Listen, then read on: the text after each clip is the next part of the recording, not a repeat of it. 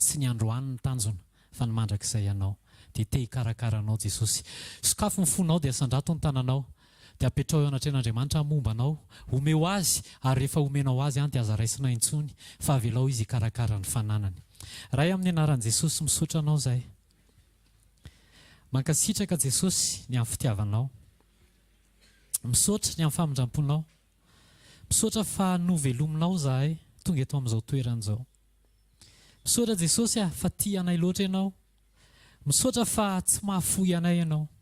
Misaotra fa ianao tsy niova, tsy miova ary tsy hiova mandrakizay. Androany Jesosy dia ndreto izay tsirairay avy. Ao ireo olona tonga eto, ao ireo olona manaraka direct, ao ireo hijery après, ao ireo amerina hijery. Fa mametraka ny fiainanay eo am-pelantananao zay Jesosy tena hoe aoka. Ho eo aminao ny fiainanay, ny mombanay iray manontolo. Manaiky izay ho karakarainao. Manaiky izay ho volavolainao. Manaiky izay ho tefenao. Jesosy anao zao fotoana izao. Aoka Jesosy tsy ho teny tsara lahatra sanatria, fa aoka ny sitraponao. Raha za dia mibadabada, tsy mahay miteny, fa mila ny fanampinao Jesosy. Tena mila anao androany fotoananao zao Jesosy dia apetraka feno eo am-pelantananao amin'ny anaran'i Jesosy. Amen. Andao itiaka mafy an Jesosy dia raha bao kely ny manodidina anao tahian Jesosy ianao hoe tonga soa dia manasa anao ahazo toerana azafady.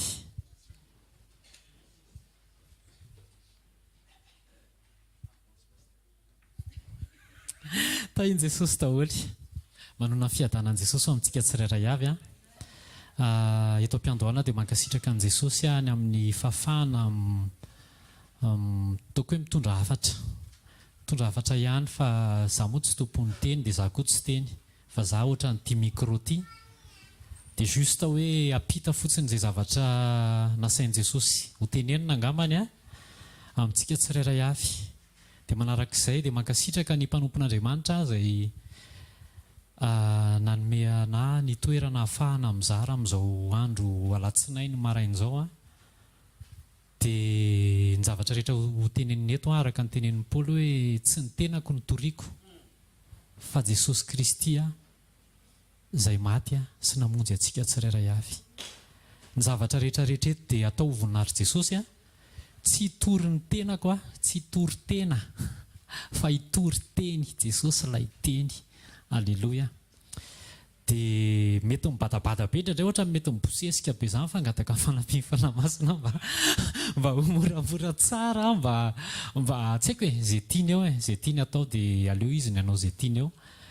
Fa ho tahian'Andriamanitra tsika sekoly famahana olana androany eto Jesosy miaraka amintsika eto Jesosy ary karakara antsika izy. Alleluia.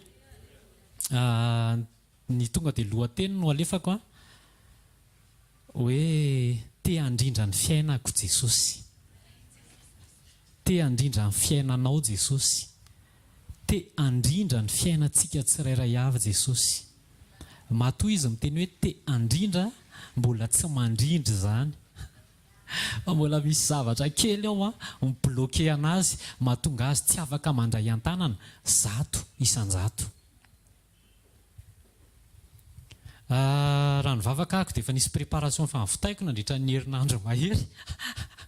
Fa tamin'ny alina dia izay inona ho aly atao titre tsy haiko mihitsy ohatran'ny savali-savalahy be.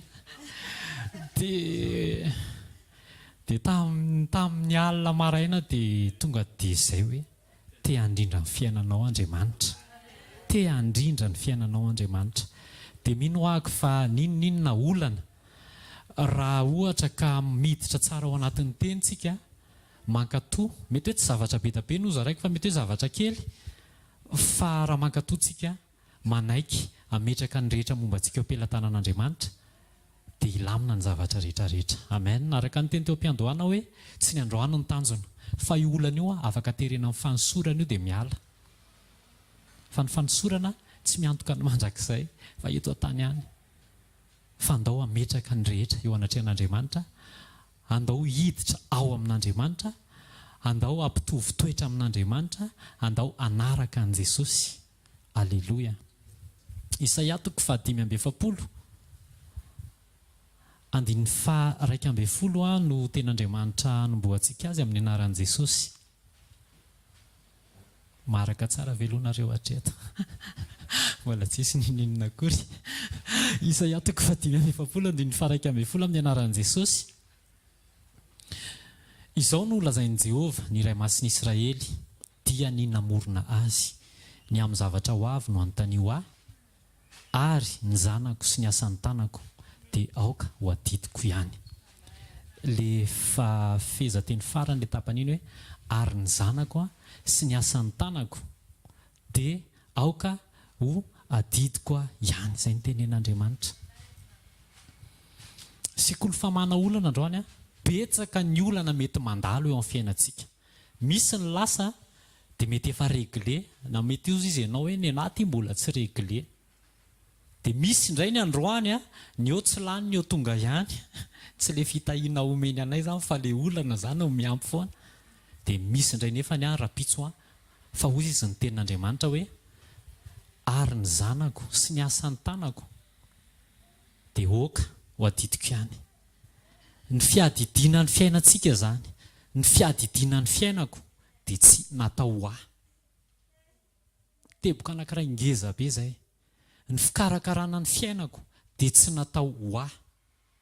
Raha zanak'Andriamanitra ianao, raha zanak'Andriamanitra, raha tena zanak'Andriamanitra marina, dia ny fikarakarana ny fiainako, ny famahana ny olana mandalo eo amin'ny fiainako dia tsy andraikitro fa andraikitr'Andriamanitra. Alleloia. Hoy izy Andriamanitra, avelao fa zany ho karakara ny zanako. Mbola tsy nahita hoe zazakely 3 mois na 1 mois na le vao teraka iny dia lasa izy dia kaka izy dia izy nakakosy ny vitikosy dia ny zanaka adidin'ny ray no mikarakara azy, adidin'ny reny no mikarakara azy. Te hiadidy ny mombanao Andriamanitra. Raha vao asiantsika fanahiana ny fiainantsika dia tsy miditra Andriamanitra. Fa hoy izy Andriamanitra hoe ny zanako, ny asan'ny tanako dia aza kasikasihana fa aleo za no hikarakara azy. Sekoly famahana olana androany adinoiny rehetrarehetra. Andao hiverina eo amin'Andriamanitra. Andao tsika tena hoe io Andriamanitra zanakao dia hiverina fotsiny an'izay. Hiverina fotsiny ao amin'ilay statut zanaka. Alleloia. Inona moa ny atao hoe zanaka? Ny atao hoe zanaka amin'ny mahazanak'Andriamanitra antsika dia rehefa inontsika no tonga zanak'Andriamanitra? Rehefa nandray an' Jesosy. Rehefa nandray an' Jesosy na ohatrany hoe rehefa nanolotra ny fiainana an' Jesosy. Ohatrany hoe tsy mitovy le izy mandray an' Jesosy sy nanolotra ny fiainana an' Jesosy. Zavatra roa samihafa. Fa rehefa nanolotra ny fiainako an' Jesosy dia ny dikan'izay tsy anatsony ny fiainako. Zany hoe zay rehetrarehetra mahakasika zany, zay rehetrarehetra mety ho tonga eo amin'ny fiainako dia tsy anatsony satria ny fiainako efa natolotro an' Jesosy. Fanontaniana, efa tena nanolotra ny fiainantsika an' Jesosy ve tsika? Efa tena an' Jesosy ve ianao? Sa nandray an' Jesosy fotsiny dia ianao ihany no mikarakara azy? Sekoly famahana olana androany aza mijanona eo amin'ny fandraisana an' Jesosy fa atolory an' Jesosy ny mombanao rehetra. Atolory an' Jesosy ny mombanao rehetrarehetra. Vita an' Jesosy reto mikarakara an'io. Tsy hoe mety be akory ny fiainako izao. Fa efa mba fotsy ihany ny volom-bavaka. Fa vita an' Jesosy mikarakara an'io. Apetrao eo amin'i Jesosy, atolory an' Jesosy dia rehefa atolotra dia aza raisina. Aza manahy, aza mitebiteby. Indraindray tsika te ho mère-poule, indraindray tsika te ho père-poule. Hoe sady atolotra an' Jesosy le izy ny te ho isurveiller an' Jesosy hoe nataonao ahoana ny fiainako, ahoana ny amin'ity zavatra ity, nefa efa natolotra ho an' Jesosy le izy. Dia tsy tian'Andriamanitra zany. Fa ny tian'Andriamanitra nandray an Jesosy ianao, oke, fa atolory an Jesosy le fiainanao dia manova izay sitrapon'i Jesosy. Amen. Ohabolana toko 7, 5:5. Ohabolana toko 7, 5:5. Amin'ny anaran'i Jesosy, matoki an Jehova amin'ny fonao rehetra, fa aza miankina amin'ny fahalalanao. Maneke azy amin'ny alehanao rehetra. Inona ny toyany? Izy andamina ny lalanao. Nomena fanatsika, nomena saintsika, fa tsy natao hiankina amin'io tsika. Ny anjarantsika dia manaiky an'Andriamanitra amin'ny zavatra rehetrarehetra. Tena hoe amin'ny zavatra rehetrarehetra. Ataovy azo antoka fa nanolotra ny fiainanao ho an'i Jesosy ianao. Izay mahatonga ny Jaona 10:27 milaza. Ny ondriko miaino ny feoako. Tena ondrin'Andriamanitra ve tsika? Sandraindray tsika manao ondry an'Andriamanitra. Izay ilay hoe maniraka an'i Jesosy, maniraka an'Andriamanitra. Hoe zao atao, tiandray. Fa militsika tena hoe manaiky azy. Manaiky an'Andriamanitra amin'ny zavatra rehetrarehetra. Fa rehefa manaiky azy tsika amin'ny zavatra rehetrarehetra, tsy makaiza zany io problème io. Tsy makaiza io olana io. Izy andamina ny lalanao. Rehefa natolotra ho an Jesosy ny fiainanao dia matoki azy amin'ny alehanao rehetra, na iza ninona zavatra mety ho tonga eo, zavatra illusion reny, illusion. Izay le tenenin'ny mpanompon'Andriamanitra hoe misy ny atao hoe réalité, fa misy ny atao hoe vérité. Reny zavatra hitantsika reny zava-misy fa tsy fahamarinana. Rehefa miditra ao ambalan Jesosy, Jaona 10 dia milaza hoe zay rehetra tsy miditra amin'ny vavahady dia mpangalatra. Jaona 10:10 dia milaza fa mpangalatra ozy izy avy mba angalatra, amono ary andringana, fa izao avy mba hananany fiainana be dia be. Rehefa miditra eo amin'ny vavahaditsika, miditra eo amin'ny Jesosy, izay ilay hoe manolotra ny fiainana ho an'i Jesosy, miditra ao amin'ny Jesosy, manapa-kevitra ho tonga ao anatin'ny atao hoe fanjakan'Andriamanitra. Raha misy olona ao amin'ny Kristy, toerana ilay izy miditra amin'ny alalan'i Jesosy, dia ny zavatra rehetrarehetra ivelany vala, dia any ivelany ihany fa tsy mahakasika anao. Izay mahatonga ny hoe ny sekoly famahana olana dia fanovana ny vision antsika. Tsy fantoka amin'ny objet. Nofo mahita objet no atao hoe problème ozy izy ny mpanompon'Andriamanitra tamin'ny sabotsy iny na zoma. Nofo mahita objet. Mijery ny portefeuille anao ianao misy tranokala. Nofo maso mahita objet. Fa rehefa mijery an'Andriamanitra ianao rehefa mifantoka any amin'Andriamanitra ianao dia inona le izy? Problème, objet mahita an'Andriamanitra. Zay zavatra izay nefa tsy ho tanteraka raha vao tsy mametraka ny fitokisana amin'Andriamanitra tsika. Raha vao midina eo amin'ny nofontsika mahita ny zavatra, mahita objet, raha vao tsy mahazovana ny fanahy eo amintsika dia lasa le nofo mahita objet tsy ampy. Dia izay le olana. Inona ny olana eo aminao androany? Nofo mahita objet. Nofo mahita objet. Izay le olana izay. Dia lasa midina eo amin'ny nofontsika dia mitady solution eo amin'ny nofo. Nefa ny tenantsika tsy atsika tsony fa efa natolotritsika an'Andriamanitra. Hoy izy Andriamanitra hoe te handrindra ny fiainanao izy, te hikarakara izy, fa tsy afaka satria mbola misy tanana miazona. Mbola misy tanana miazona. Ohatran'ny ahoana kay ny tanana ondry? Raha misy sarina tongotra ondry hoe azafady, tongotra ondry mba afisena kely. Fa ny tanana ondry tsy afaka mandray ninninina. Fa mivaky kitro fotsiny dia manao ohatran'izao.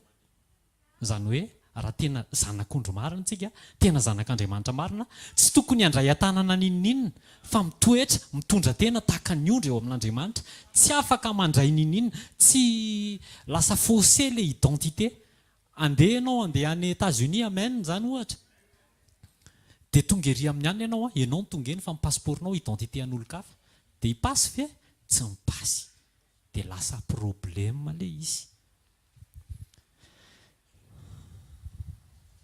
Ny ahafantarana fa matoky an'Andriamanitra aho dia manaiky azy foana, manaiky an'Andriamanitra foana. Tena hoe ninina mitrango eo dia okey. Raha misy problema tokony hovahana dia hoe sao dia mbola misy fahotana reto amin'ny fiainako, sao dia mbola misy zavatra tsy mampahazo an'Andriamanitra tsy mampahazo aina an'Andriamanitra reto amin'ny fiainako. Na dia ohatrany mikorotana raha ny fahitany maso azy. Zay le hoe ohatrany inona zany hoe tsy vérité reny fa ohatrany hoe zava-misy fotsiny, ohatrany hoe alon-drano, ohatrany hoe zavatra anina, fa tsy tena zay le izy. Dia matoky an'Andriamanitra foana fa ilamina io. Alleloia. Jesosy angefa nilaza ety amin'izao tontolo izao izy no ahitanareo fahoriana Jaona 16:33 nefa matoky fa izaho efa naharesy zao tontolo izao. Zany hoe raha vao mbola eto amin'izao tontolo izao tsika dia possible misy zavatra mety mampahory, fa manino Jesosy miteny hoe matoky voalohany aloha mifantoka any amin'ny olana tsika raha vao tsy matanjaka amin'ny finoantsika mijery an' Jesosy. Zay le hoe fahatokiana mifamatotra amin'ny finoana, tsy maintsy mafiorina amin'ny finoantsika mba hahatonga antsika hatoky. Dia le finoana nefany le fahatokiana tsy tafapetraka raha vao tafasaraka amin'Andriamanitra. Impossible ny zaza vita angataka ohatra hoe njanako zao hoe dada za hividiano bisikileta nefa ny avy nanao bêtise be. Fara mahazo tableau d'honneur le zanaka dia sahery izy makeo akaiky hoe dada za hividiano bisikileta fa za efa nianatra tsara. Azonareo mifankatoavana, mifinoana dia mifamatotra amin'ny fahatokiana. Dia ozy izy Jesosy possible misy fahoriana ety amin'izao tontolo izao kanefa matoky. Aiza ny tokonao, iza ny tokonao. Dia ozy izy Jesosy matoky fa izaho ao amin'i Jesosy le izy. Aza miantehatra amin'ny diplôma, aza miantehatra amin'ny expérience, aza miantehatra amin'ny ancienneté, aza miantehatra amin'ny grady, aza miantehatra amin'ny izaniza, fa ozy izy Jesosy matoky fa izaho. Jesosy ny tokony atokintsika. Aza mijery olana, io olana io efa nitenen'i Jesosy fa io mety mandalo io, fa tsy hampaninanareo io. Alleluia. Possible misy fahoriana fa aiza ny fifantohanao. Mahazo vahana ve ny nofo, omenao alalana ve ny nofo, ahita objet, fa ndao averina aingana ny fifantohana. Hijery an' Jesosy Hébreux 12:2. Mijery an' Jesosy tompony finoana sy mpanefa azy. Zany hoe mametraka fitokisana zany dia mitsahatra. Raha ohatra zao hoe misy olona hikarakara dossier dia resaka assurance mametraka fitokiana fahatokiana fitokisana amina assurance na assureur anankiray izy dia hoe tia ataoko atao aminareo ny assurance ako. Dia inona ny zavatra misy rehefa midony iny tomobile iny dia tsy miasa saina intsony izy fa omeny an'ilay olona fotsiny hoe miantso ny assurance izy hoe nidona teto ny tomobilako dia tonga ny assureur dia manao constat sisa dia ny assureur no miassure ny zavatra rehetrarehetra. Zany hoe rehefa matoky an'Andriamanitra tsika dia mitsahatra. Ny ahafantarana zany fa mbola tsy tafatoetra tsara ny finoana dia misy fikoropahana kely zay ao. Mety kely fa mety kely be. Ao mila mametraka ny zavatra rehetra amin' Jesosy tsika. Ndraindray tsika milaza hoe efa nanolotra ny fiainanan'i Jesosy, efa natolotra an' Jesosy ny fo, kanefa mbola zay tiantsika ihany no ataontsika. Possible mety mahazo ny olona rehetrarehetra zany. Mety nahazo atsika hatramin'izay fa manomboka eto andaontsika hanapa-kevitra hiditra ho tena zanak'Andriamanitra marina. Amen. Tena hoe miditra zanak'Andriamanitra, tena hoe manolotra ny fiainana an' Jesosy. Ny teny gasy tena mahafinaritra be. Fa hoe manolotra ny fiainana ho an' Jesosy dia atolotra ilay izy dia atolotra dia any. Za zao misy zavatra nomekolona ohatra dia atolotra iny dia tsy arahako masony hoe fa nanahoana ilay fiainako fa nanahoana. Fa dia any iny dia any Jesosy dia Jesosy mikarakara azy. Amen. Indraindray tsika efa nanolotra ny fiainana an' Jesosy kanefa tsika te ho dadan'Andriamanitra. Ahoana moa ilay dadan'Andriamanitra? Mbola te hibaiko an'Andriamanitra, mbola te hibaiko an' Jesosy. Indraindray tsika mira hoe tsy maintsy tahina Jesosy, tsy maintsy tahina fa manana anao. Refrain, tahina, zareo mahay an'ilay hira, tahina, terenao Andriamanitra ahitahanao. Possible hitranga tokoa ilay izy, fa moa ve ilay fitahiana hitarika anao any amin'ny mandrakizay. Niova ve ny toetranao? Tena manaiky mametraka an'Andriamanitra tokoa ve ho tompo sy mpamonjy ny fiainako, sa hibaiko an'Andriamanitra mba hahitan'ny olona fa zanak'Andriamanitra? Ny fitahiana dia tsy hamantarana fa zanak'Andriamanitra ianao, fa ny toetra miova no hafantarana fa tena nateraka indray ianao, tena zanak'Andriamanitra ianao. Alleluia. Alleluia. Indraindray tsika lasa mibaiko an'Andriamanitra, lasa maniraka an' Jesosy, fa taizaka io fanahy io ny ainga. Tany amin'ny devoly io ny ainga. Rehefa nalaim-panahy Jesosy, dia tonga ny devoly mitondra tenin'Andriamanitra. Tenin'Andriamanitra ny netiny nampiasa psaume 91 izy. Ozy izy hoe, tena raha zanak'Andriamanitra ianao dia menjerahany ambany any, fa voasoratra hoe, naniraka izy dia mibaiko an' Jesosy izy nampiasa tenin'Andriamanitra izy. Dia raha vao tsy velona tsara ny discernement, fa soa fa velona tsara ny discernement antsika tsirairay avy, dia niroboka, nefa ny tanjon'ny devoly tanjon'ny devoly dia tsotra be, ianao anaiky azy. Andriamanitra nefa mitaky fifantohana 100 isan-jato aminy. Tadio fa izay olona ekenao, izay zavatra ekenao no iankofanao. Mety tenin'Andriamanitra ny tonga eo, fa raha vao tsy velona ny discernement dia very ny fiankofana, tsy tanteraka ny fiankofana.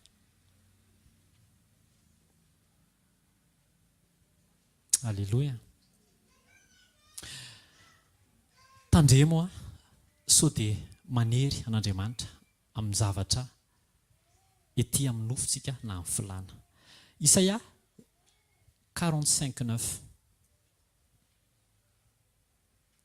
Tsika dia zavaboarin'Andriamanitra, tsika no foronon'Andriamanitra, tsika no arian'Andriamanitra, dia indraindray tsika mitaky zavatra amin'Andriamanitra.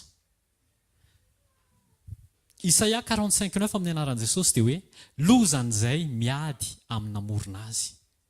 Tavombilany isan'ny tavombilany amin'ny tany ihany ireny. Ny tany manga ve ilaza amin'ny mpanefi azy hoe inona ny ataonao?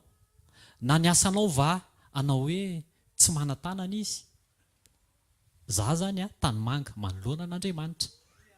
Ianao zany tany manga manoloana an'Andriamanitra. Ny zavatra ataoko nefa indraindray teny amin'Andriamanitra hoe za tsy bourgeois fa za atao visiny. Andriamanitra nefa manana plan tsara hieverana anahy, dia za manipaka an'Andriamanitra amin'ny alalan'ny fieverako fa tiany mahatsara. Zay no mahatonga ny Paoly manaitra antsika foana hoe mila maty amin'ny nofontsika. Indraindray ilay zavatra velona atao anatin'ny saintsika manohitra an'Andriamanitra fa tsy planin'Andriamanitra, dia tsika nefany manery an'Andriamanitra, anefy antsika amin'izay tiantsika, fa tsy avelantsika Andriamanitra hitondra antsika tahaka ny zanaka.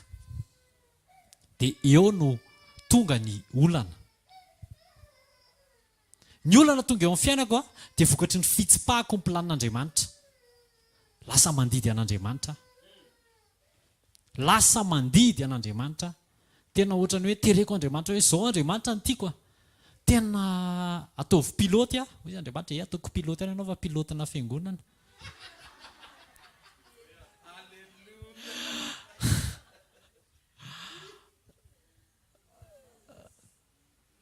Dia lasa taloha ny force tena hoe tena andao anao an'izao, nanao matematika, nanao anina mba ho tonga piloty. Fa hoe izy Andriamanitra hoe tsy any fa manana ny planina ho anao. Dia lasa teo amin'ilay fotoana nanereko ny fiainana ho any amin'ny piloty dia lasa olana ny teo, olana ny teo, olana ny teo, fa tsy tonga aty amin'ilay planin'Andriamanitra. Azontsika ve? Indraindray ilay olana eo amin'ny fiainantsika vokatry ny fitsipahantsika, fametrahantsika hoe zao ny tiako, zao ny tsapako atao anatiko. Tsapanao zay fa tsy tsapan'Andriamanitra zay. Ohatrany hoe mahitsy ve fa zafady. Fa mila fotsiny tsika manaiky mitoetra tahaka ny ondry eo anatrehan'Andriamanitra, tahaka ny ondry. Dia miala ho azy ny olana. Rehefa zanaka ianao mitondra tena tahaka ny tena zanaka ianao dia Andriamanitra no mikarakara anao. Tsy ilaina akory. Andriamanitra tena manana planina tsara. Zay nisy fotoana tena hoe nandalo zavatra tena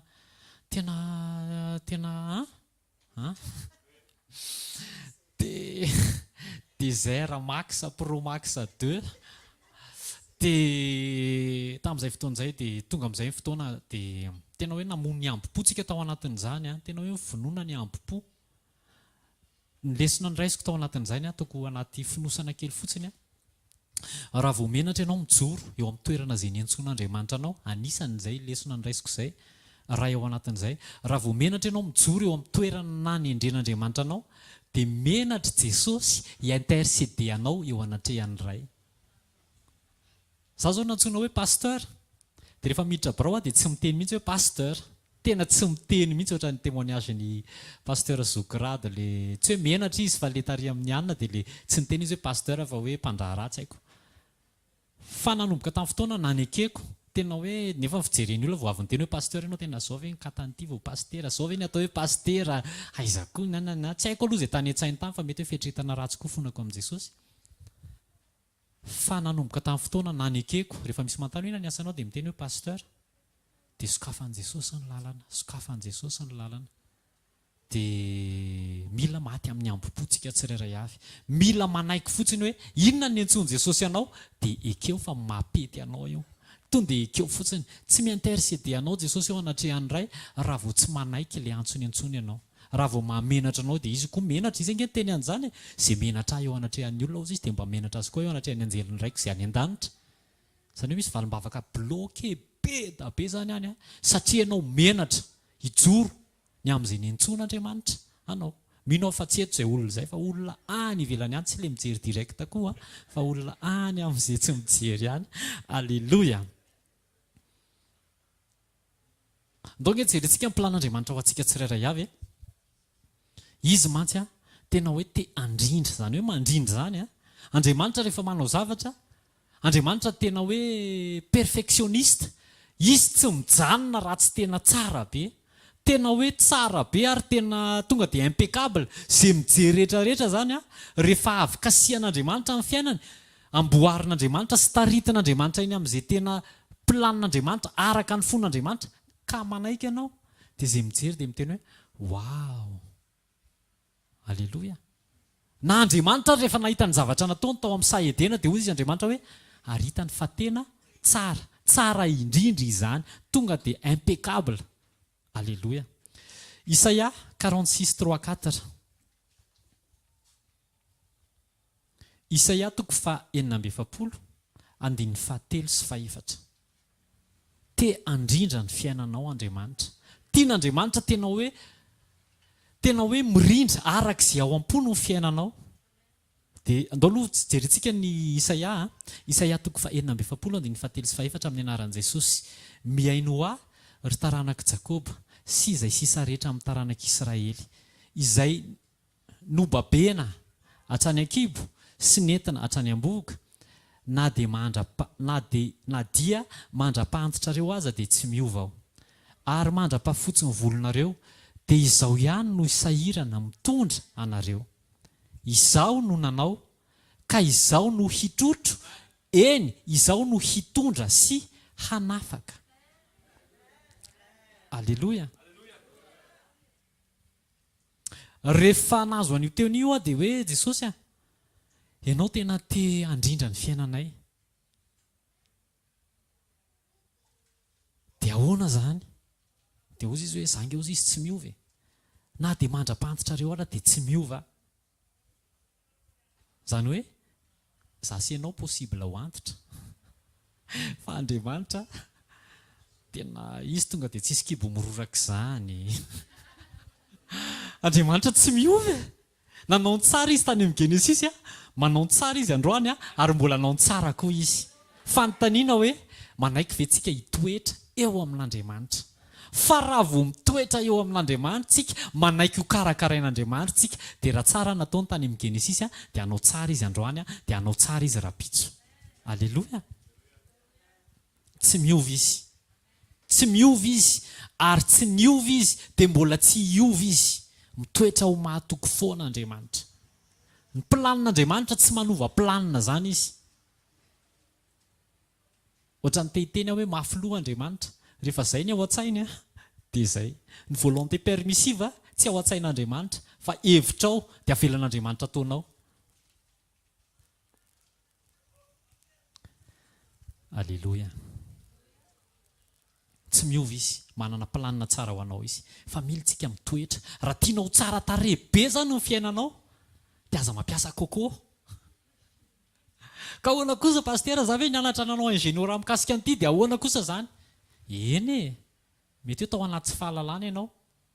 Fa tsy any amin'ny expérience anao mihitsy no ametrahan'Andriamanitra ny olona anankiray rehefa tena hitondra olona Andriamanitra. Satria lasa manilika an'Andriamanitra ny hoe tena tia ny fianarako dia lasa ianao indray zany nibaiko an'Andriamanitra hoe zange tena baka plus 24 amin'ity ohatra. Dia za kosa ve namorona ny caterpillar dia ohatrohatran'izany. Tena hoe hevitra avy any amin'Andriamanitra. Dia rehefa sometiavana tamina nana ingénieur dia nikian'ny zalahy hoe ty diso. Dia ozy izy le caterpillar hoe non, tsy izay ny voaraiko fa averiko atao amin'ny planin'Andriamanitra. Dia rehefa naverina atao amin'ny planin'Andriamanitra dia iny caterpillar, iny hatramin'izao iny misy tsy akoron-drano. Alléluia. Teneniny eo akaikinao tsy ny expérience anao. Fa mila ianao teneny hoe izy mila ianao manaiky an'Andriamanitra fotsiny. Amen.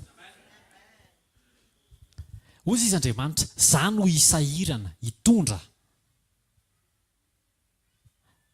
Na dia mandroso fahanterana azy ianao. Fitaizan'olombelona voateraka ny zazakely dia alaina ny zazakely dia ampianarina mandeha. Ampianarina mianatra mba haleo tena rehefa kelikely. Ampianarina mitatam-bola mba rehefa hoe makany an-dafy dia mba mahay migerer ny comptiny, mba mahay fa ny fitaizan'Andriamanitra ianao voateraka hatramin'ny ianao antitra dia ho tantanany foana. Zany hoe tsy any amin'ny kajin'ny olombelona mihitsy zany. Sasa mba nietrehitra an'izany hoe zanako voakely dia efa tokony an'izao amin'izay tsy miankinankin-do firy amin'ny papa sy maman rehefa anina fa tonga dia vao tonga amin'ny fotoana dia lasa. Fa miverina tao amin'ny tenin'Andriamanitra tsika. Za ozy izy no hisahirana hitondra anareo na dia antitra ary nareo. Tena hoe zany hoe ilay kajin'olombelona zany tsy any amin'ny kajin'Andriamanitra mihitsy. Tena tsika hoe sarytsika raha hoe tena haleo tena ny zanantsika fierté atsika fa ny an'Andriamanitra malahelo izy raha mieritreritra ianao hoe maleo tena. Dia tonga ny olana satria ianao mieritreritra hoe maleo tena. Mieritreritra ianao hoe mahavita tena Jesosy efa miteny. Fa raha vao misaraka amiko ny nareo dia tsy mahay manao na inona. Impossible zany hoe miréussir tsisy an'Andriamanitra zany. Fausse réussite, ny fahombiazana tsy misy an'Andriamanitra. Ohatra ny hoe mahomby fa afo milolo. Tendaotsika tena hipetraka eo amin'Andriamanitra. Tsy asiana expérience ty resaka ty. Tsy asiana hoe izany, tsy asiana titre ty, tsy asiana inona fa mihety eo amin'Andriamanitra. Amen.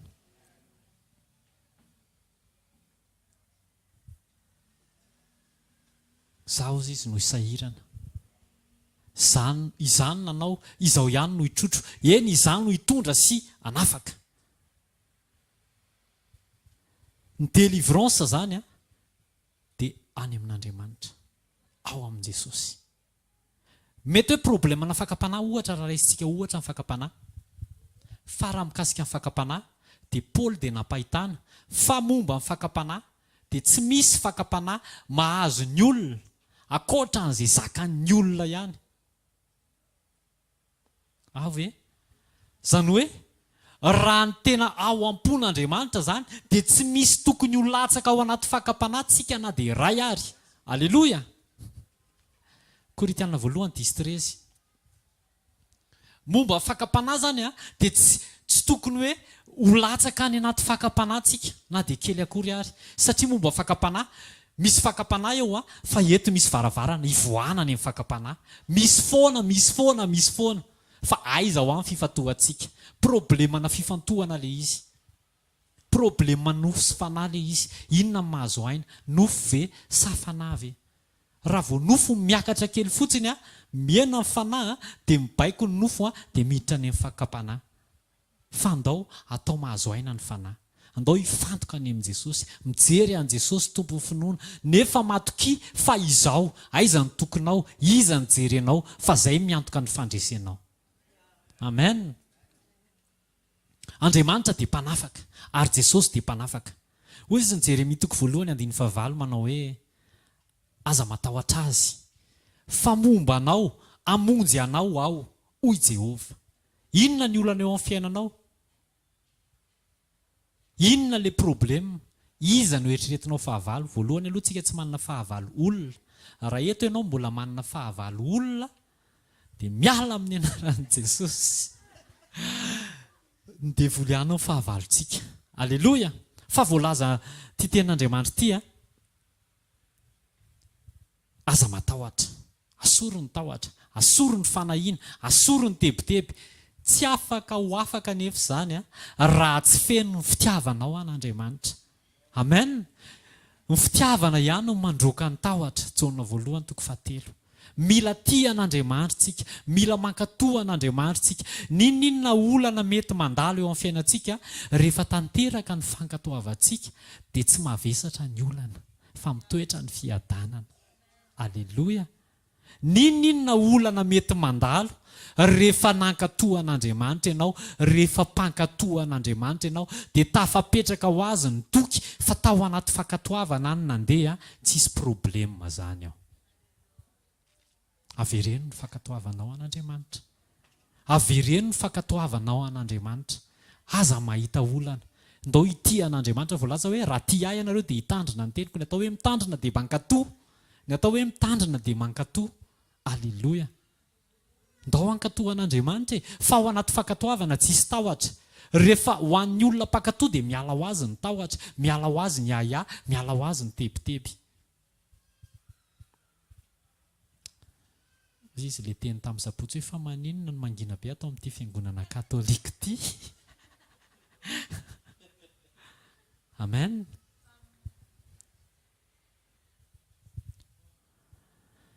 Fankatoavana. Andriamanitra dia mpanafaka. Possible io olana io miala dia tsy miverina intsony. Alleluia. Averiko. Possible io olana io miala dia tsy miverina intsony. Jaona toko 7:9.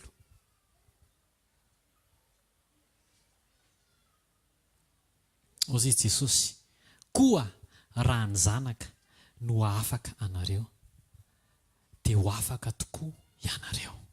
Amen. Raha Jesosy zany manafaka anao amin'ny problème anankiray, dia tena afaka amin'iny problème iny ianao. Fa maninona le problème ohatran'ny verimberina? Fa maninona le problème ny ohatran'ny verimberina?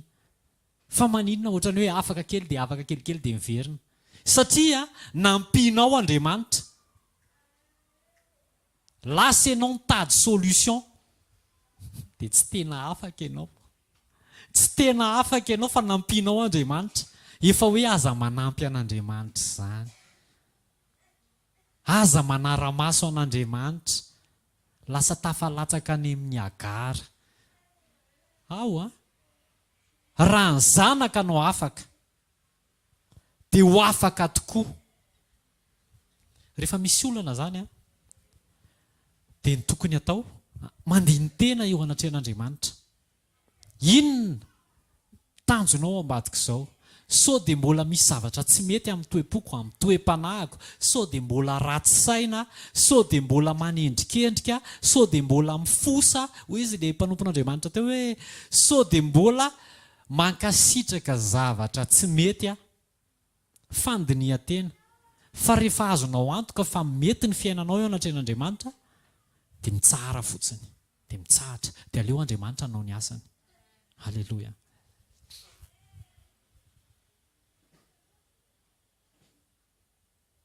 Ny fitezana napetraky ny tany ny éducation amin'ny maha olombelona dia mametraka hoe rehefa teraka ianao dia zaro le ankizy handeha hitantana nananana, dia rehefa kelikely afaka baka dia afaka mandeha ny andafy amin'izay dia efa mikarakara ny fiainany fa ny Andriamanitra tsy izany. Hoy Jesosy Jaona 21:18. Lazaiko aminareo marina dia marina tokoa.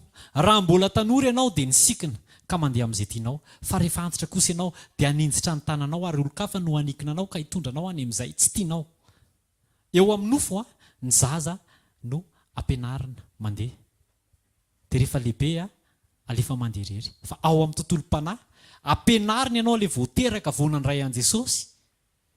Hisaraka amin'ilay nahazatra anao fa andeha ho tantanan'Andriamanitra. Dia ny ahafantaranao hoe antim-panahy ianao dia tsy mahita eo amin'ny nofo intsony fa lasa mifikitra amin'Andriamanitra amin'ny zavatra rehetra rehetra. Firy ny âge spirituel anao. Tsy hoe mampianatra hoe amenotin'ny tena akory sanatria fa mbola miankina foana amin'olona ve ianao? Mbola miankin-doha foana amin'olona ve ianao? So dia le zavatra any amin'ny farany volana foana no antenainao ka tonga anao amela an'Andriamanitra. Fa Andriamanitra tena miteny hoe raha vao mbola tsy mety tsika ho tantanan'Andriamanitra à 100% dia tsy afaka mandray an-tanan'Andriamanitra. Tao anatin'ilay situation lalovanay dia izao ny zavatra nisy hoe tsy haiko raha vita hatramin'ny farany moa ilay tantara teo na tsy vita. Tsy vita. Izao ny zavatra nisy hoe nandalo ilay désert dia tonga amin'izay nisy olona miproposé asa dia ny olona miproposé asa dia nivavaka dia niresaka tamin'ny mpanompon'Andriamanitra hoe misy an'izao, misy an'izao, misy an'izao. Dia hoy izy hoe ndana fa ataovy aloha ndana ataovy dia lasa natao ilay izy. Natao ny entretien dia vita ny entretien dia lamina misaotra an' Jesosy. Dia lasa amin'izay manao retour moa izany hoe misaotra betsaka tompoko fa nety ilay asa sy ny sisa dia inona ny zavatra nitenen'i Jesosy tamin'ny alalan'ny mpanompony. Ianao angeny tsy nety fara nety ianao efa ela no lamina. Azontsika ve? Andriamanitra manana planina tsara be dia be ho antsika. Fa tsika indraindray no mitsivalana any amin'ilay planin'Andriamanitra. Dia Andriamanitra miteny hoe makanesa ry dia tsika mandeha makaty. Dia ahoana ary? Aiza ary tsika no tonga any amin'ny planin'Andriamanitra? Mila manaiky tarihana fotsiny. Indraindray ilay zavatra ho atsaitsika tena hoe za raha vao tsy tia Andriamanitra za tena tia hanompo anao zato isan-jato. Andriamanitra nefa miteny hoe ndana miasa sady manompo anahy. Ohatra izany dia teo dia rehefa azo ilay asa dia hoy izy Andriamanitra tamin'ny alalan'ny mpanompony hoe ianao nety fotsiny angeny ny andrasany fa ilay zavatra efa teo foana. Fa ny fotoana izany anekenao amin'ny planin'Andriamanitra dia milamina ny zavatra rehetra rehetra. Dia teteny amintsika tsara ny mafiloha fa asiako fa ataovy ny planin'Andriamanitra amin'ny voalohany. Alohan'ny andraisana décision miraha aloha amin'Andriamanitra. Tena izay ve ny planin'Andriamanitra? Tena hito tokoa ve? Indraindray misy zavatra vokatry ny hafanampo sy ny firehetana izany atao anatin'ny fotsika. Tatao anatin'ny foko aloha fa ny anareo tsy fantako fa ny anahy teneniko. Tena hoe firehetana ho an'Andriamanitra tena zara nga tena tamin'izany mbola tsy pastera za tena hiala amin'ny tiasako ity dia tena hanompo an'Andriamanitra na tsy pastera ary. Dia teny. Fa ny an'Andriamanitra kay tsy izany ny planinany. Mety hoe anao pastera ihany fa miasa.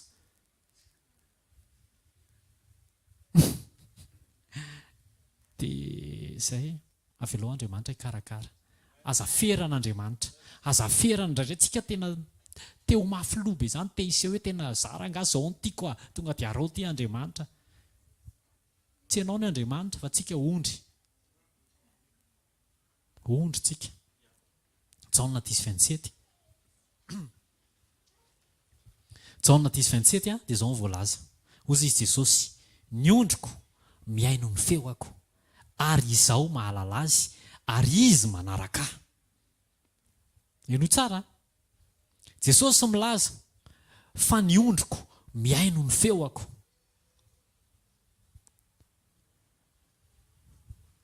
Ondrin'izy ianao. Ohatrany hoe mampibaraingo be fa ahoana koa ary izany. Fa nandinika an'io ondrin'iza marina. miaino ny feo an'Andriamanitra ve a? Mihaino ny feo an' Jesosy ve a? Sa mbola ny feoako no ampanjakako eo amin'ny fiainako fa hoentiko eo amin'ny sitrapon'Andriamanitra fotsiny? Tsy ondrin' Jesosy zany. Tsy ondrin' Jesosy zany.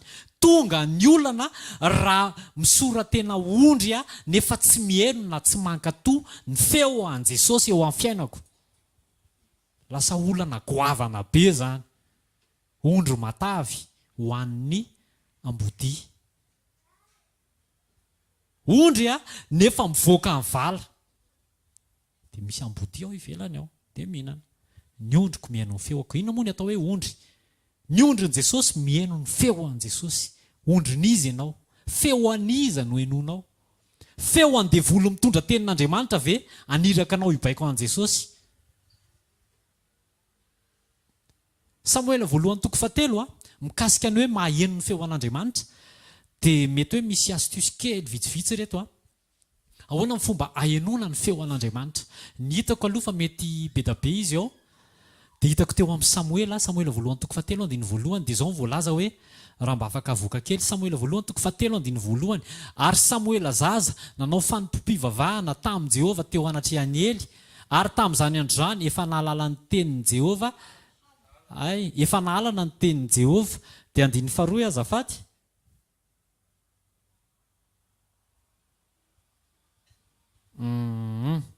Fa misy verset zay ao amin'ny Samuel voalohany toko 7 hoe nitoetra teo amin'ny fiaran'Andriamanitra foana izy a. Mipetraka tao amin'ny fanatrehan'Andriamanitra foana izy. Dia rehefa mipetraka tao izy a, dia lasa naheno ny feo an'Andriamanitra na tsy fantany ary hoe feo an'Andriamanitra aloha ilay izy tamin'ny voalohany. Ao a. Hoy izy ny tenin'i Jesosy, ny ondriko miaino ny feoako. Raha te aheno ny feo an'Andriamanitra zany tsika, voalohany mila mijanona ao amin'ny fanatrehan'Andriamanitra. Mila manao izay mahatamana ny fanatrehan'Andriamanitra. Ny toetra rehetrarehetra tsy araka an'Andriamanitra mila ekartena, mila elany ireny, fa tsy mahatamana an'Andriamanitra ireny. Fa rehefa nandeha ilay tantara ao amin'ny Samuel voalohany toko 7, andiny 7 azafady. Sady tsy mbola maty ny jiron'Andriamanitra, ary Samuel efa nandry tao amin'ny tempolon'i Jehova izay nisy ny fiaran'Andriamanitra. Zany hoe nitoetra foana teo amin'ny fanatrehan'Andriamanitra Samuel. Tsy nanalavitra ny fanatrehan'Andriamanitra, fa eto ny fanatrehan'Andriamanitra dia eo. Izay mahatsara antsika. Tsika reto tena sambatra. Ato ny toriteny a, tsy mampana-tena anao fitahiana. Fa raha manaraka tsara ianao a, dia fanatrehan'Andriamanitra mandehandeha ianao. Naiza naiza dia miaraka aminao Andriamanitra. Aleloia. Dia ao amin'ny andiny ao ambanimbany ao a, dia izao ny voalaza hoe rehefa nareny feo an'Andriamanitra Samuel, andiny fa-efatra angambany na fa-enina izay. Dia rehefa nareny feo an'Andriamanitra Samuel nare antso aloha, dia lasa nakany amin'ny Ely. Lesona voalohany, rehefa misy miantso dia aza mody manao be marenina. Hitsy zazakely ihany a. Maneno ny telefoninanao dia tsy raisinao aloha fa ajanonao eo. Manao be marenina. Ao a, andiny fa-efatra nare feo izy a, andiny fa-enina mbola namerina ny antso. Nare feo ihany izy, dia nahely raha tsy nadadity hoe Andriamanitra kay miantso. Fa andiny fa-9 amin'izay niverina ny antso Andriamanitra. Dia ozy izy ely hoe tena Andriamanitra zany fa efa ela tsy nisy feo an'Andriamanitra. Fa zao raha vao mbola tsy hoe miinsiste, fa raha vao mbola miantso Andriamanitra, mbola mare feo ianao, dia ndana makany. Ndana makany ozy izy a. Dia teneno izy hoe mitenena Jehova ho fa mihaino ny mpanomponao. Dia inona ny zavatra nisy? Ie. Dia lasa Samuel anandry, andiny manaraka azafady, andiny 10. Dia eo amin'izay, rehefa fantatra Samuel fa Andriamanitra ny antso, dia niandry izy. Niandry izy a, dia rehefa niandry izy dia io, vakio tsara io, ary avy Jehova. Dia nitsangana ka niantso toy ny teo ihany. Zany hoe tamin'ny voalohany Andriamanitra tany lavitra tany. Tsy teo, fa eo amin'ny andiny 10, rehefa fantany hoe feo an'Andriamanitra, dia tonga amin'izay Andriamanitra, dia nitsangana.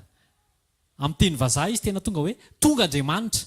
Fa amin'ny teny gasy mantsy hoe avy, ohatrany hoe avy naninona. Fa tonga Andriamanitra. Tonga Andriamanitra dia nitsangana teo akaikin'ny Samuel. Dia rehefa nitsangana teo akaikin'ny Samuel amin'izay Andriamanitra, dia niresaka amin'izay Andriamanitra. Amen. raha tianao Andriamanitra hiaraka aminao, hijoro eo akaikinao, izy moa efa ao anatinao. Aleloia zany sa amen. Dia izao andao hisokatra amin'izay eo am-bavan'Andriamanitra.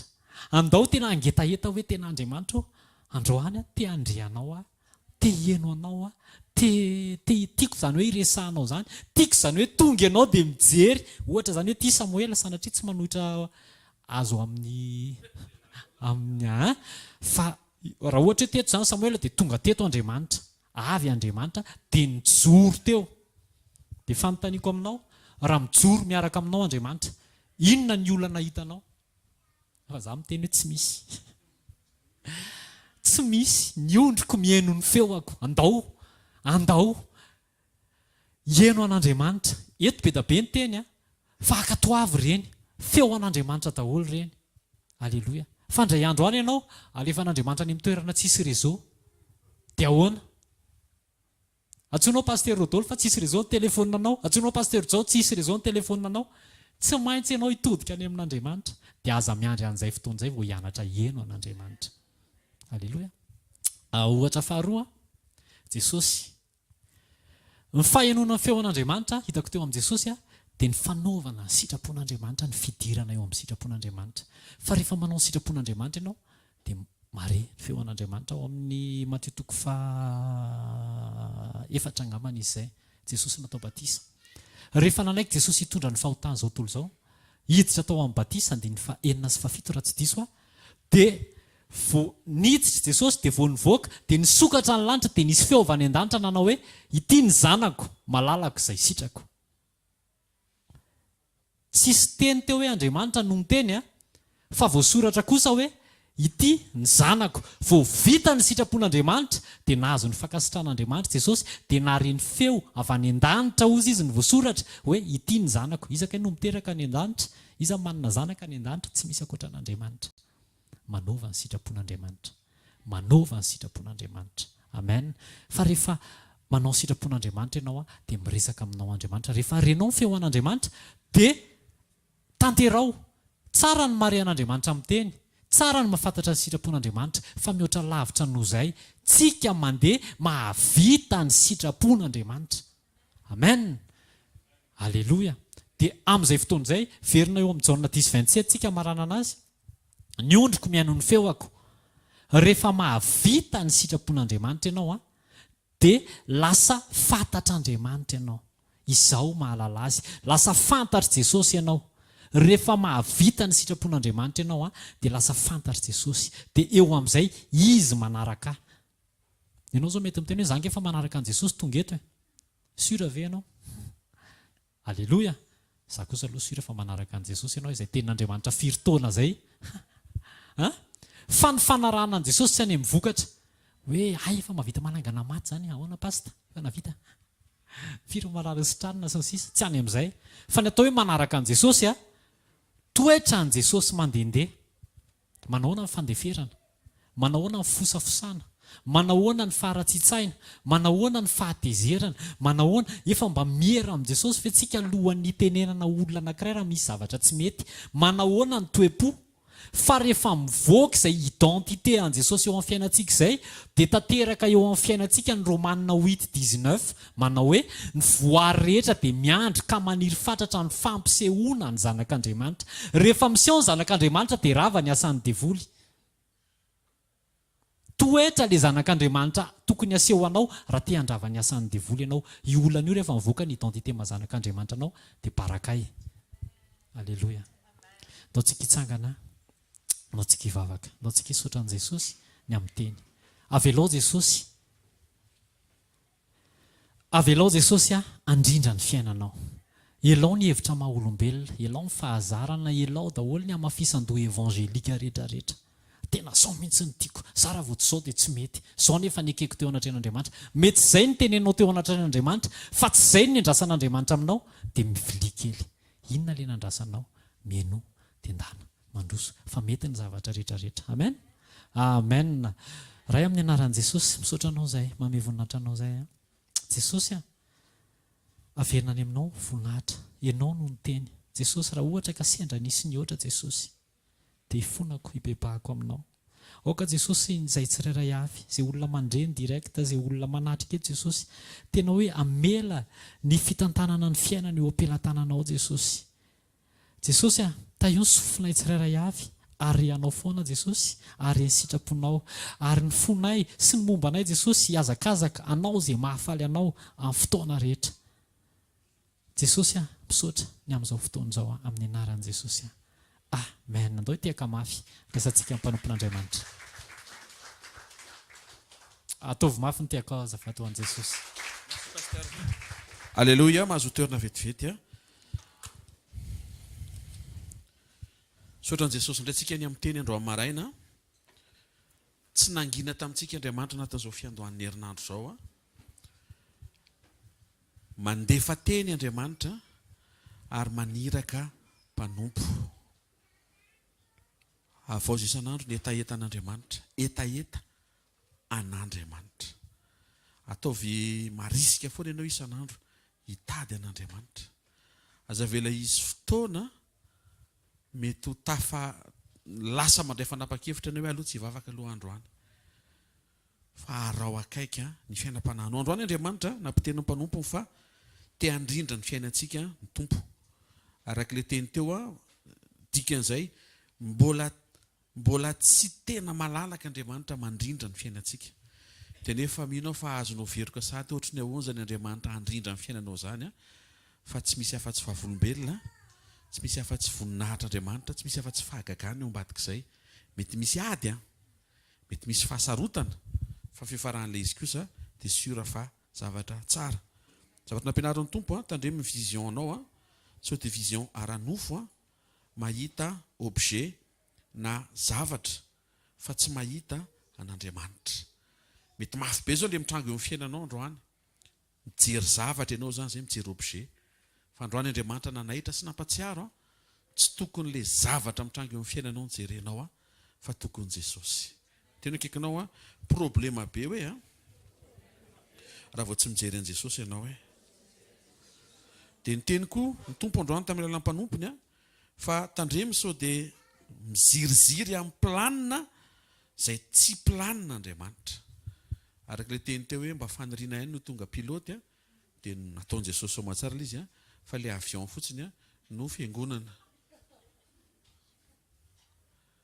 Tena mampatsiaro mihitsy izany hoe maniry zavatra tsara ho anao ianao, fa ny tsara indrindra ho anao, na ianao ary tsy mahatakatra akory inona ny tsara indrindra ho anao, fa Jesosy no manana an'izay ho anao. Ary amin'ity taon'ity tiany raha mba hisokatra soamatsara amin'ny fotsika menakavy mba ahafahany manao an'izay planina izay. Fa raha mijery ianao jereo ny planin'Andriamanitra ho an'ny olona izay nanaiko tarihany fa tsara daholo amin'ny fiafarany. Dikan'izay raha mba manana fanantenana ianao fa ilay Andriamanitra nahatsara fiafarany teo aloha afaka hatsara fiafaranao dia maneke ny planin'Andriamanitra tsy voatery any amin'le eritreretinao. Alléluia. Misy zao manatrika eto mety tena hoe za tena PDG, pastery ianao. Misy zany misy ne tena to dia manolo tena za tena tianao pastery, ataony Andriamanitra tompona orinasa indray ianao. Io zany tsy filinina le izy zao no ny titiko. Tsy izay titianao le izy, fa le tena homanin'Andriamanitra ao anao. Ary iny za tsy teny hoe andro marina dia ho hitanao tampoka iny fa dana miresaka amin'i Jesosy ianao. Aza vela hoe andeha fotsiny fotoana dia tsy fantatrao izay tokony ho atao, fa ndana manokana fotoana, ndana mitokana ao amangingina miresa amin'Andriamanitra, mila maheno feon'Andriamanitra ianao mba hahery ianao hoe inona marina tokoa moa no tena ilananao io. Fa misy le izy tena kekinao aza miziriziry amin'ny planinao hoe fa manana planina ho anao Andriamanitra hoe ekeo tsotra le planina hoe aza kasarotina hoe inona tena mpanompo Andriamanitra teo anisan'ilay problema ianao miziriziry eny amin'ilay planina eritreretinao dia Andriamanitra koa miziriziry eny amin'ny planina izay eritreretiny. Dia tsy haiko hoe hifanjinja ianao sy ny tompo izy sy ny heriny ary ianao sy ny herinao hatraiza ianao ny afaka handrirotra inona fa tsy maintsy izy mandresy eo satria avy amin'ny fandresena. Dia liza raha Jesosy mandresy dia tsy hoe resy eo amin'ny fiainana ianao fa resy ny fiainana satria Jesosy ny fiainana. Dia ho hitanao fa ao ambadika izay ho ampandresen'Andriamanitra indray ianao. eto zao misy olona tian'Andriamanitra hizotra ho amin'ny planina sy ny programany. Mety mbola matahotra ianao, mety mbola misalasala ianao, mety mitemitsy ianao tena de fantatro lesy pastera fa tsy tiako. Andana mivavaka mba ho tianao le izy.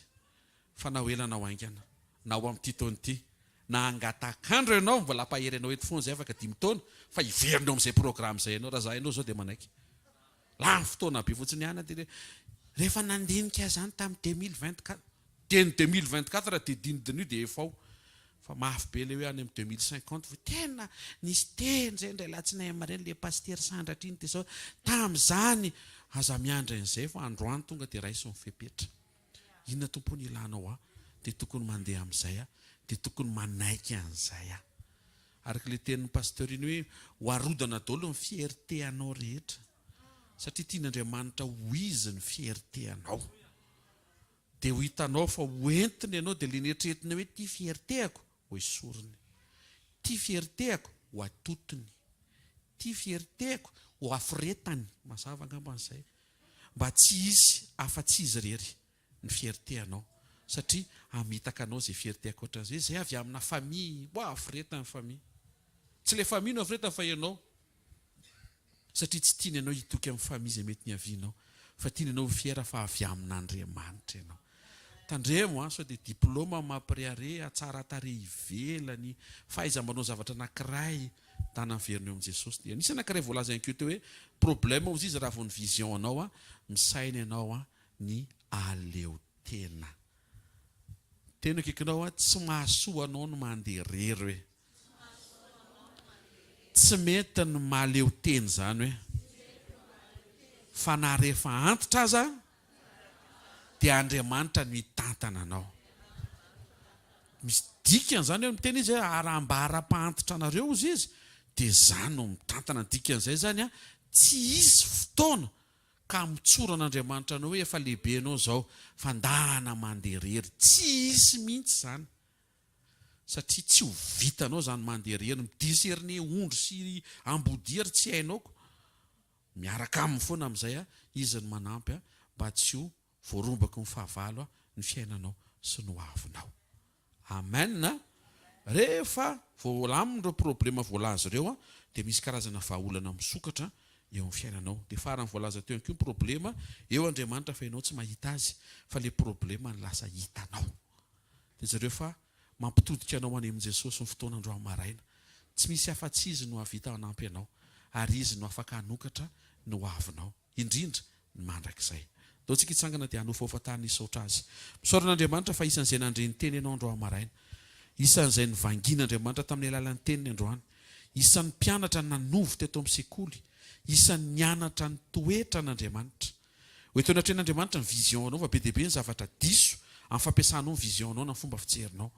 Hoeto anatrehan'Andriamanitra mba tsy ho vision ara-nofo ijery ny ara-nofo nefa ny ao anatinao ara-panahy matanjaka be afaka nova zavatra ary afaka iseho ny toetra n'Andriamanitra mba ahafahan'Andriamanitra tena ny mihitsy mijoro miado anao sy ho eo amin'ny fiainanao. Raha anaran'i Jesosy misaotra anao zay, isan'izay nandre ny teny, isan'ny vanginao, isan'ny nampianaranao androany maraina. Manomboka herinandro vaovao zay tompo eto amin'ny fanatrehanao sy miaraka amin'ny fanatrehanao. Zavatra nisy ny angatahana efa naraka mbavaka efa natao teo mba tsy latsaka eo amin'ny nofo ny vision fa tena ahitanao, ahita ny ara-panahy, anaiky ny plana sy ny programa avy aminao, tsy tonantonana andeha rery toy ny taky sy mitady fahaleovantena fa tena hiankina tanteraka aminao na imezan'ny olona na hoenjehan'ny olona na hoamban'ny olona. Ny tena ho avinay tsy le eto ambony tany fa le mandrakizay ka tsy afaka hiaraka anao amin'ny mandrakizay zay raha tsy miaraka aminao amin'ny andavanandro amin'ny isanandro. Tsaroviny tsirairay avy zay tonga eto androany. Ao ny miatrika olana, ao ny manana ady, ao ny misy vesatra eo amin'ny fiainany androany maraina tompo amin'ny alalan'ny teny izay nomenao ao ka izy fomba fijery miova, vision misokatra ary aoka hiaisitra izay mavesatra. Aoka hisokatra ny lalina tompo araka ny fampanantenanao fa varavarana tsy hain'ny olona hidiana no sokafanao. ray tsara indrindra aminaran'i Jesosy ta io ny herinandro ny tsiraray avy tompo.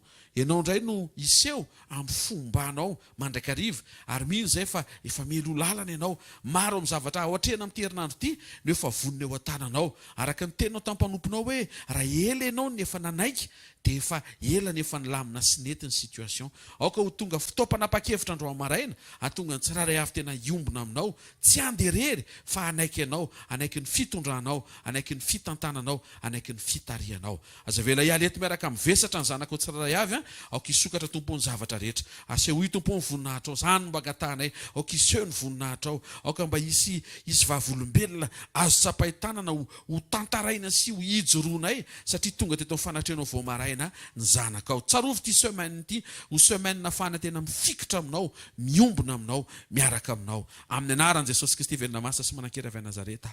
Amen. Raisy nitsodrano izay tonona ny anaran'i Jesosy. Hovain'Andriamanitra amin'ny alalan'ny teny ny fomba fijerinao andro maraina. Ho eo fanampifanamasinà tonga anao tsy ho tsidina intsony eo amin'ny nofo fa ahito amin'ny tontolo ara-panahy ary manonona anaran'i Jesosy fa ho mora mahita an'Andriamanitra ianao anatin'ny zavatra rehetra. Ny fanamasina naitra io ivoanao, atsapahanao fa tsy lavitra anao ny tompo fa eo akaikinao. Ary arakaraky ny androsoanao miaraka amin'Andriamanitra dia atsapy ianao fa ime akaiky ianao koa Andriamanitra. Mandehana fa ny planin'Andriamanitra ao anao tsy miova, tsy raraka ary tsy azo ny devoly idirana. Tononona fatanteran'ny planin'Andriamanitra ao anao aminaran'i Jesosy. Tononona koa fa manaiky mora foana ny fonao anaiky an'ilay planin'Andriamanitra ao anao amin'ny anara maherin'i Jesosy Kristy venina masina sy manan-kera avy Nazareta. Tononona andro maraina voatahy ianao. Mandehana tontolo andro isehon'Andriamanitra amin'ny voninahitra sy vavolombelona ho anao. Mandehana tsy raraka izany ianao. Mandehana fa tsy resy izany ianao.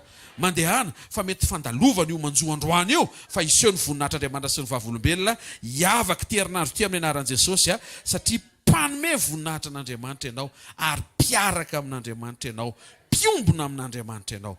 Manonona amin'anaran'i Jesosy mahomby aza eo amin'izay hitondran'Andriamanitra anao, asehoy sy mijoroa amin'izay hiditra ianao amin'ny anaran'i Jesosy Kristy Tompo. Amen. Zareo fahasoavana fa ny fahasoavan'Andriamanitra ny matoy izao ary ny fahasoavan'Andriamanitra